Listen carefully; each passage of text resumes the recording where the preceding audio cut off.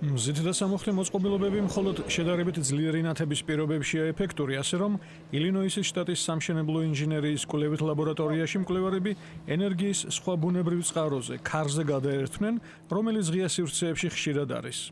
ღია ველზე 4 თვის განმავლობაში მუდმივმა გაზომვებმა აჩვენა, რომ საღამოს საათებში ქარის 70%-ის საშუალო სიჩქარე წამში 3 მეტრი ან უფრო ნაკლები იყო, რაც ქარის ტურბინისთვის ძალიან დაბალი სიჩქარეა, მაგრამ ქსოვილის შესარხევად საკმარისია. მივიღეთ მოწინავე პროტოტიპი, რომელიც მოშორებულ ადგილებში ელექტროენერგიას ძალიან სუსტი ნიავის პირობებში გამოიმუშავებს. მოქმედ მობილურ ელექტროგენერატორს ქსოვილის დრეკადი ლენტები აქვს მიმაგრებული, რომლითაც მაგნიტებიან ხვიებს ამოძრავებს, რაც ვიბრაციის ენერგიას ელექტრომუხტად გარდაქმნის.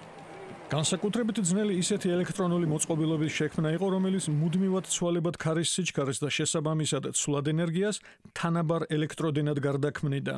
თუმცა ეს ერთადერთი პრობლემა არ იყო, რომელიც მკვლევარებს უნდა გადაეჭრათ.